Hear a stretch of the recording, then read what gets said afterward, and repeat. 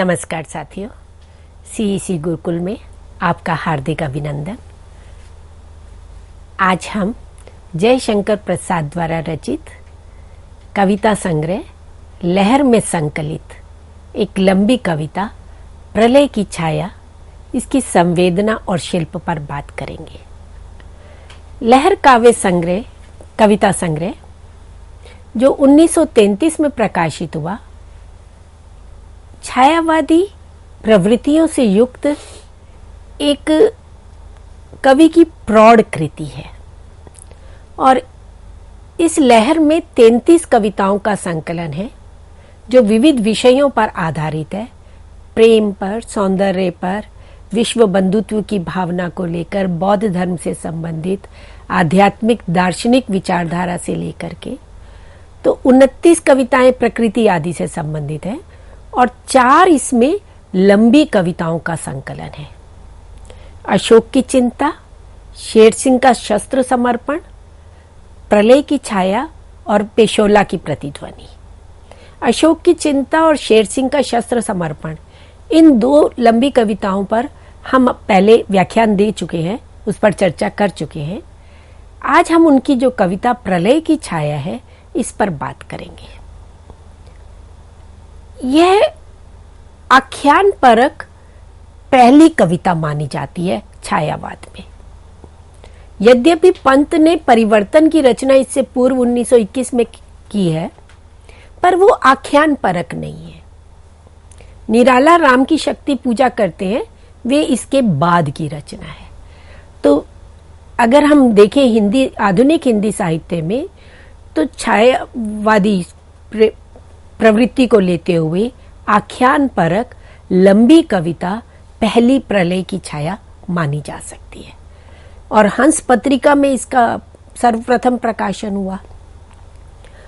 और ये कविता अनेक स्तरों पर चलती है, इतिहास के स्तर पर, राजनीति के स्तर पर, स्त्री विमर्श के स्तर पर और वैश्विक स्तर पर, युगीन स्तर पर, तो विभिन्न मोड़ों को लेती हुई, विभिन्न आयामों को लेती हुई, अलग अलग छवियों को, शेड्स को लेकर के ये कविता हमारे सम्मुख आती है। और जितनी बार पढ़ो, इसमें से एक नवीन छवि जो है, एक नई छवि उभर करके आती है। और ये एक जटिल कविता है, एक सीधी सरल कविता नहीं है। ऐतिहासिक वृत्त पर आधारित है। इतिहास, क्योंकि प्रसाद जी जो है वो इतिहास के अंधेरे कोनों में घुस करके और वहां से विषय ले आते हैं। उसी तरह का एक विषय इस कविता में भी लिया है। अगर हम इसके ऐतिहासिक परिप्रेक्ष्य को देखें तो इसमें गुजरात की रानी कमलावती की कहानी है। गुजरात के राजा थे राजा कर्णदेव और उनकी पत्नी थी कमला देवी, जो रूप सौंदर्य से अप्रतिम थी, अत्यधिक रूपवती थी और उसे अपने सौंदर्य पर अभिमान भी था और वे अपने सौंदर्य के समक्ष किसी और को कुछ नहीं मानती थी और अल्लाह उसके सौंदर्य से अभिभूत होकर ही धीवर कन्या थी और एक सामान्य कन्या थी, परंतु राजा कर्णदेव उसकी सुंदरता को देखकर उसके प्रति आकर्षित होते हैं और उससे विवाह करते हैं। और दिल्ली के सुल्तान अलाउद्दीन खिलजी, वे इनके सौंदर्य को सुनते हैं इनके बारे में, तो वे इसे प्राप्त करने के लिए आक्रमण करते हैं। तो उसके सेना जो है वो गुजरात पर आक्रमण करती है। उसका सेनापति उल्लूक खां आकर के राजा कर्ण राय पूरे गुजरात पर आक्रमण करता है और कर्ण राय अपनी पत्नी और 6 महीने की छोटी बच्ची होती है, उसको लेकर के दक्षिण की ओर भाग जाता है। पर सेना पीछा करती है और पकड़ में आ जाते हैं, पर कर्ण राय किसी तरह से अपनी पुत्री को लेकर के भागने में समर्थ हो जाता है, पर रानी कमलावती जो है वो पकड़ी जाती है, वो बंदिनी बना ली जाती है और उसे दिल्ली लाया जाता है। अब वो कमलावती उस समय बदले की, प्रतिशोध की भावना से युक्त होती है और अलाउद्दीन ने पद्मिनी के सौंदर्य से अभिभूत होकर के और उसको प्राप्त करने के लिए युद्ध किया था, और पद्मिनी ने जौहर कर लिया था, आत्मदाह कर लिया था, और ये रानी कमलावती इसे उचित नहीं मानती है। तो वो कहती है कि क्या नारी जो है उसका जीवन आत्मदाह के लिए बना हुआ है? उसका जन्म इसलिए हुआ है कि वे जौहर कर ले, आत्मदाह कर ले पति की मृत्यु पर? तो वे इसे स्वीकार नहीं करती है। वो कहती है कि शस्त्र सौंदर्य से रूप सौंदर्य अधिक प्रबल है, तो मैं रूप सत्ता से शस्त्र सत्ता को पराजित करूंगी। तो ये एक उसका अहंकार था, एक अभिमान था, और इससे युक्त होकर के वे ये मानकर जाती है कि वो अपने रूप सौंदर्य से अलाउद्दीन को जो है पराजित कर लेगी। दिल्ली पहुंचती है, और परंतु उसकी जो मन में ये भाव था वो पूरा नहीं हो पाता है, और उसके हाथ से वो कटारी भी छीन ली जाती है, और उसे उनकी बेगम बनना पड़ता है। तो वो वहां जाकर के उसके अंदर महत्वाकांक्षा जागृत होती है कि वे दिल्लीश्वरी बन जाए, भारतेश्वरी बन जाए, वहां की समृद्धि, वहां के सौंदर्य, वहां के ऐश्वर्य को देख करके। और जो रानी कमलावती है, इसका बचपन का ही एक सहायक, इसका अनुचर मानिक था। उसके हाथ राजा कर्णदेव संदेश भेजते हैं कि रानी को बोलो कि वो मृत्यु का वर्ण कर ले। अब कमला देवी के पास वो पहुंचता है, परंतु उससे पहले ही वो मानिक गिरफ्तार कर लिया जाता है। और अलाउद्दीन का एक अपना विश्वस्त था, मालिक काफूर, जो अलाउद्दीन उसके ऊपर बहुत ज्यादा विश्वास करता था। अलाउद्दीन की बीमारी में वह उसका वध कर देता है और स्वयं शासक बन जाता है। और मानिक बदले की भावना से युक्त होकर के आया है, प्रतिशोध लेने के लिए आया है, और वे मालिक काफूर का भी वध कर देता है, और इस तरह से पूरे दिल्ली का वो शासक बन जाता है। अब मानिक है कौन? यही मानिक फिर बाद में खुसरो के नाम से जाना जाता है। और ये मानिक रानी कमलावती से कहता है, धिक्कार है तुम्हारे इस रूप सौंदर्य पर, जिसके इस सौंदर्य का क्या लाभ, तुमने नारी को कलंकित किया है। और ये सुनकर के उसे आत्मग्लानि अनुभव होती है कमलावती को, और यहां फिर वे अनुभव करती है कि नारी की अस्मिता उसके स्वत्व में है। इस तरह से कलंकित होकर, अपने बाह्य सौंदर्य के प्रति अभिभूत होकर मैंने एक नारी जीवन को कलंकित किया है, तो पश्चाताप की भावना से युक्त हो जाती है। और फिर यहाँ वो पद्मिनी की प्रशंसा करती है कि उसका आत्मदाह कर देना जो है वही उचित था। तो ये एक ऐतिहासिक कथा को, ऐतिहासिक आख्यान को आधार बना करके प्रसाद जी इस लंबी कविता की रचना करते हैं। ऐतिहासिक कथा कहना उनका उद्देश्य नहीं है। वे इस कहानी में, इस कविता में कमला देवी के जो विविध भावों के उतार चढ़ाव है, उसकी जो विविध मनस्थितियां हैं, उसका चित्रण मुख्य रूप से करते हैं। तो कविता विविध स्तरों पर नाटकीय शैली में चलती है। जो छायावादी लंबी कविता की विशेष एक पहचान है कि उसमें नाटकीय शैली होनी चाहिए। इतिहास के स्तर पर, नारी मनोविज्ञान के स्तर पर, वर्तमान के संदर्भ में, तो विभिन्न स्तरों पर ये कविता चलती है। और कविता में अनेक मोड़ होने से ये एक जटिल कविता है। इसमें मूलतः गुर्जर की महारानी कमला के मन के विविध भावों को, उसकी मनस्थिति को, उसके अंतर्द्वंद्व को, उसके अंदर जो विविध भावों का एक उद्वेलन हो रहा था, उसका मनोवैज्ञानिक चित्रण प्रस्तुत करते हैं। महत्वाकांक्षा, उसकी तीव्र लालसा, प्रतिशोध की भावना, इन मनोभावनाओं के द्वंद्व से प्रेरित ये तनाव से पूर्ण कविता है। प्रसाद जी इसमें बाह्य सौंदर्य की अपेक्षा आंतरिक सौंदर्य को अधिक महत्वपूर्ण मानते हैं। विभिन्न स्तरों पर रानी कमला के भावों का, उतार चढ़ाव का चित्रांकन कवि ने बहुत सुंदर शब्दों में एक नाटकीय शैली में प्रस्तुत किया है।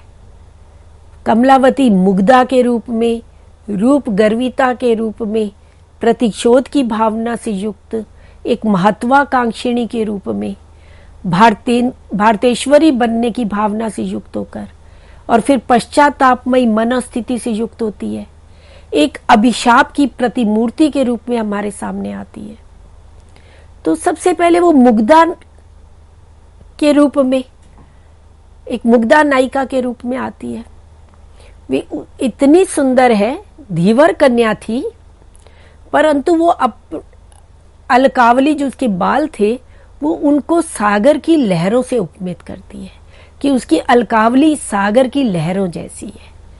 और उसका सौंदर्य कैसा अप्रतिम सौंदर्य है, वो चंद्रकांत मणि के स्पर्श से द्रवित होने वाला सौंदर्य है कि जिस प्रकार चंद्रकांत मणि को स्पर्श करते ही वो एकदम द्रवित हो जाती है, ऐसे ही इसका सौंदर्य था। और रानी कमलावती स्वयं अपने सौंदर्य से अभिभूत है, वे अपने सौंदर्य पर स्वयं मुग्ध है।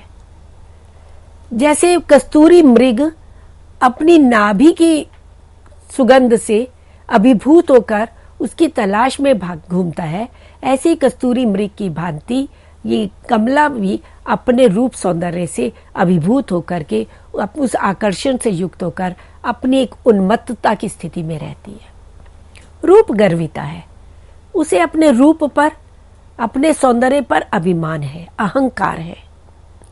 सौंदर्य होना, रूप होना एक अच्छा गुण है माना है, पर उस पर अहंकार आ जाए, उन्मत्तता आ जाए तो वही रूप जो है वो अभिशाप बन जाता है। यही स्थिति कमला की होती है। वे ये समझती है कि वे अपने सौंदर्य से किसी भी सम्राट को, किसी भी शासक को परास्त कर सकती है। प्रतिशोध की भावना, बदले की भावना से युक्त है। बंदिनी के रूप में जब वे बंदी बना ली जाती है और उसको दिल्ली ले जाया जा रहा है, तो वह अपने मन में यही सोचते हुए जाती है कि मैं अपने गुजरात का बदला उससे लेकर के रहूंगी, मैं उसको अपने रूप सौंदर्य के पाश से बांधकर उसको पराजित कर दूंगी, कटारी से उसको मार दूंगी या स्वयं मर जाऊंगी। तो यहां वो देखिए उसके विविध भाव, कैसे उसके भावों में उतार चढ़ाव आ रहा है। सर्वप्रथम उसको दिखाते हैं प्रसाद जी अपनी एक मुग्धा नायिका के रूप में, रूप के गर्व से युक्त। फिर आगे उसको बंदिनी की जब वो स्थिति बनती है तो प्रतिशोध की भावना से युक्त दिखा रहे हैं। और जब वो दिल्ली पहुंचती है, जब वो अलाउद्दीन का वैभव देखती है, वहां का ऐश्वर्य देखती है, तो उसकी महत्वाकांक्षा जागती है। वे अब भारतेश्वरी बनने का स्वप्न देखती है कि वो दिल्ली की साम्राज्ञी बनेगी और अपने रूप पाश से, अपने सौंदर्य से अलाउद्दीन को परास्त करने का प्रयास करती है। और जब वे इस सब में सफल नहीं हो पाती है और जब उसका अपना अनुचर उसे धिक्कारता है और वे आत्मग्लानि से युक्त हो जाती है, तब पश्चातापमयी मनस्थिति से युक्त होती है और फिर वह अभिशाप की प्रतिमूर्ति के रूप में हमारे सामने आती है। तो इस तरह से रानी कमला के मनोभावों का, एक मनुष्य के मनोभावों का, उसमें जो विविध उतार चढ़ाव आते हैं, उनका एक सुंदर चित्रण, एक मूर्त चित्रण प्रतीकों के माध्यम से एक नाटकीय शैली में प्रसाद इस कविता में प्रस्तुत करते हैं। जैसा कि मैंने कहा कि ऐतिहासिक चित्रण करना, ऐतिहासिक कथा कहना कवि का उद्देश्य नहीं है। प्रसाद चाहे उनके नाटक हम देखें या उनके उपन्यास देखें, उनकी कविताएं देखें, वे इतिहास को वर्तमान के संदर्भ में प्रस्तुत करते हैं, अतीत को वर्तमान से जोड़ते हैं। जैसे शेर सिंह का शस्त्र समर्पण थी, तो वहां शेर सिंह के शस्त्र समर्पित करने के पीछे मूल कारण जातीय एकता न होना, राष्ट्रीय एकता न होना कारण माना।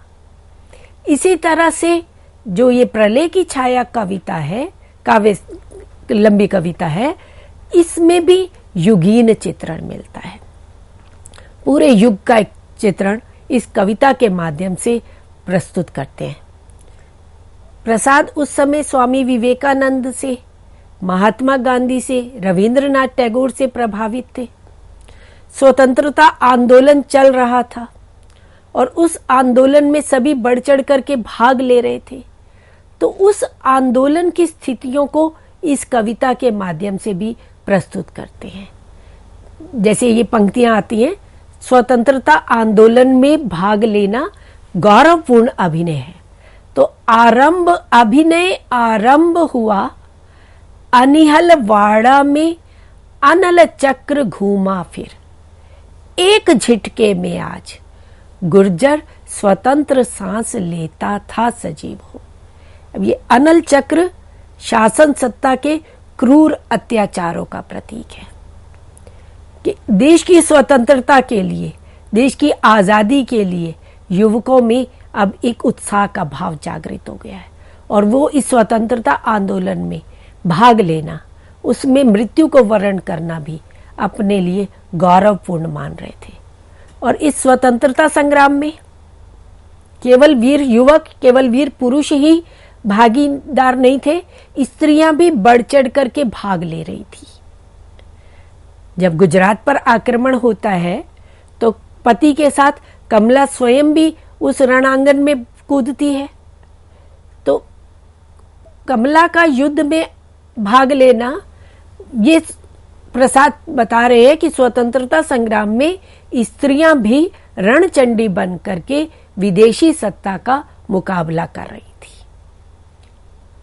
प्रत्यक्ष रूप से कहीं पर भी स्वतंत्रता आंदोलन की बात नहीं कर रहे हैं, कविता कमला के भावों से जुड़ी हुई है, परंतु परोक्ष रूप में कविता जो है वो स्वतंत्रता संग्राम को लेकर के हमारे समक्ष उसका भी एक चित्र प्रस्तुत करती है कि अट्टहास करती सजीव उल्लास से, फांद पड़ी मैं भी उस देश की विपत्ति में, वही कमला हूं मैं देख चिर संगिनी रणांगन में रण में। तो देश जब विपत्ति में आता है, देश जब संकट में आता है, तो स्त्रियां भी पीछे नहीं रहती हैं, वे भी रणचंडी बन करके युद्ध भूमि में कूद पड़ती हैं। महारानी लक्ष्मीबाई का हमारे सामने उदाहरण है। तो इस तरह से उस स्वतंत्रता आंदोलन में कैसे सब स्त्रियां अपने सब कार्य छोड़ करके और पूरे उत्साह के साथ आगे बढ़ रही हैं। तो देख चिर संगिनी रण आंगन में रण में। और इसी के साथ साथ शक्तिशाली सत्ता के क्रूर अत्याचारों के विरुद्ध मानवता का उद्घोष भी कमला के मुख से प्रसाद करवाते हैं। प्रसाद मानवतावादी दृष्टि लेकर के चल रहे हैं। वो कविता के माध्यम से एक समाज को संदेश भी देना चाहते हैं, मानवतावाद का प्रचार प्रसार करना चाहते हैं। तो कमला के मुख से वे इस मानवता का उद्घोष कराते हैं कि मार कर भी क्या मुझे मरने न दोगे तुम, मानती हूं शक्तिशाली तुम सुल्तान हो और मैं भी हूं बंदिनी, राज्य है बचा नहीं, किंतु क्या मनुष्यता भी मुझ में रही नहीं, इतनी मैं रिक्त हूं। तो ये जो अंतिम पंक्ति है, किंतु क्या मनुष्यता भी मुझ में रही नहीं, कि मनुष्य भले ही परतंत्र हो, गुलामी की जंजीरों से जकड़ा हुआ हो, बेड़ियों में बंधा हुआ हो, परंतु अगर उसमें मानवता का भावना है, उसमें मनुष्यता है, तो वे कभी भी रिक्त नहीं है। वे अपने संस्कारों से, अपनी संस्कृति से, अपने राष्ट्र के प्रेम से, गौरव से युक्त है। तो अत्याचारियों के विरुद्ध, शक्तिशाली सत्ता के विरुद्ध संग्राम करने के लिए वे सदैव तत्पर रहता है।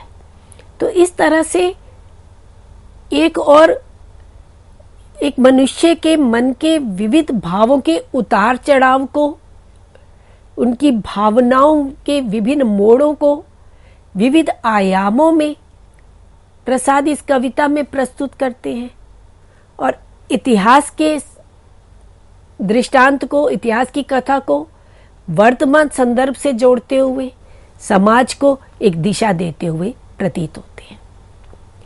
तो इस तरह से ये एक विविध स्तरों पर चलने वाली एक लंबी जटिल कविता है। इस कविता के अगर हम अभिव्यंजना शिल्प को देखें, शिल्प सौंदर्य की बात करें, तो इस कविता में शब्द और अर्थ का, भाव और कल्पना का तथा शैली और अलंकृति का अद्भुत सामंजस्य दिखाई देता है। भाषा प्रौढ़ है, परिमार्जित है, परिनिष्ठित है, संप्रेषणीयता से युक्त है, खड़ी बोली ही तो है ही। और प्रसाद क्योंकि संस्कृत निष्ठ भाषा का प्रयोग करते हैं तो उनकी भाषा में तत्सम शब्द हमें अधिक दिखाई देते हैं। जैसे इसी कविता में क्षितिज, दूरागत, रंध्र, अलकावली, विश्रम्भ कथा, सन्निपात, गत प्रत्यागत, प्रत्यावर्तन आदि तो अनेक संस्कृत के तत्सम शब्दों का और अल्प प्रयुक्त शब्दों का भी प्रयोग करते हैं भाव की अभिव्यक्ति के लिए। और अपने इस कविता में सरसता, कोमलता, कमनीयता लाने के लिए तद्भव शब्दों का भी प्रयोग किया है, देशज शब्दों का भी प्रयोग कर रहे हैं, जैसे अलस, सुहाग, दुलारी, पिंजरा, अखड़ियां, ललाई, भावें। तो ये इससे भाषा में, एक कविता में सरसता आ जाती है, एक कोमलता का भाव आ जाता है। क्योंकि ऐतिहासिक चित्रण है और अलाउद्दीन का चित्रण भी है, तो प्रसंग में अरबी फारसी के शब्दों का भी प्रयोग करते हैं उसको भावानुकूल, विषय के अनुकूल बनाने के लिए, जैसे तुर्क, हरम, काफूर, सुल्तान आदि। तो ऐसे शब्दों का भी प्रयोग करते हैं। और उक्ति व चित्रे और अर्थ गांभीर्य लाने के लिए प्रसाद जी मुहावरों और लोकोक्तियों का खूब प्रयोग करते हैं, जिससे भाषा में एक विशेष विलक्षणता आ जाती है, एक अर्थ गांभीर्य आ जाता है। जैसे पलक पावड़े बिछाना, भोए नचाना, छाती ऊंची कर कहना, इंगितों में नाच उठना, लाल पीला होना, कोड़ी के मोल बेचना, आकाश को पकड़ना आदि। अनेक लंबी कविता है तो अवसर भी अधिक था, तो उसमें मुहावरों का, लोकोक्तियों का अधिक प्रयोग हमें दिखाई देता है। छायावादी कविता की विशेष पहचान है उसमें की लाक्षणिकता, उसकी वायव्यता, उसमें इंद्रिय प्रयोग।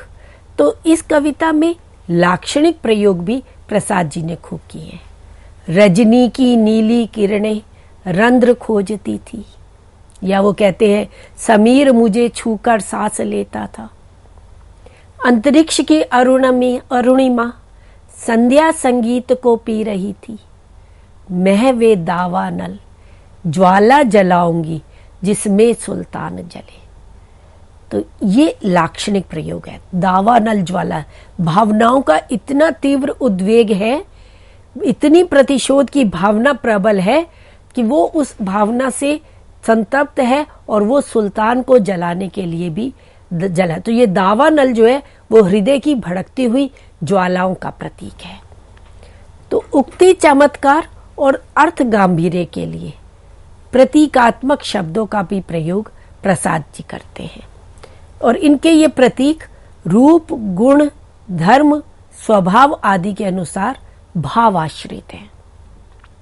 जैसे पंक्तियां हैं, पागल हुई मैं अपनी ही मृदु गंध से, मैं जलाऊंगी वह दावा नल ज्वाला। या वो कहती है अनिहलवाड़ा में अनल चक्र घूमा। ये अनल चक्र क्रूर शासक के अत्याचारों का प्रतीक है। असफल सृष्टि सोती प्रलय की छाया में, तो जीवन की जो अस्पष्टता है, जीवन में जो निराशा का क्षण है, उसकी प्रतीक है।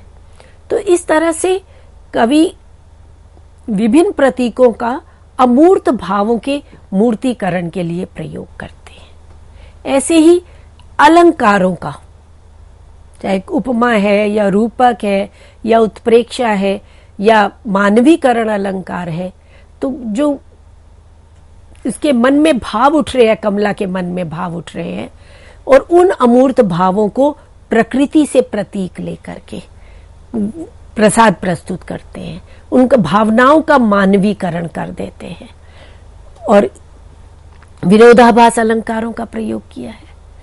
तो इस तरह से प्रसाद जी ने, अगर हम इस कविता की शैली की बात करें तो ये आत्मालाप शैली में चलती है, एकालाप है। पूरी कविता में कमला के ही मनोभावों का चित्रण है। कमला स्वयं अपने आप को, अपने भावों को, उनको आत्म मंथन करती हुई दिखाई देती है। सिर्फ बीच में एक मानिक का, जब वो कमला को धिक्कारता है, वे संवाद है, अन्यथा पूरी कविता एकालाप शैली में, आत्मालाप शैली में ही चलती हुई दिखाई देती है। तो इस तरह से एक नवीन विषय को लेकर के, एक ऐतिहासिक संदर्भ को लेकर के, ऐतिहासिक आख्यान को लेकर के, और उसे वर्तमान संदर्भों से जोड़ते हुए, और एक मनुष्य, एक साधारण मनुष्य विभिन्न परिस्थितियों में, विविध घटनाओं के संदर्भ में किन किन मनस्थितियों से गुजरता है, उसका एक मनोवैज्ञानिक चित्रण इस कविता में प्रस्तुत किया गया है। तो आज मित्रों, हमने प्रसाद जी की लहर में संकलित कविता प्रलय की छाया पर चर्चा की। धन्यवाद।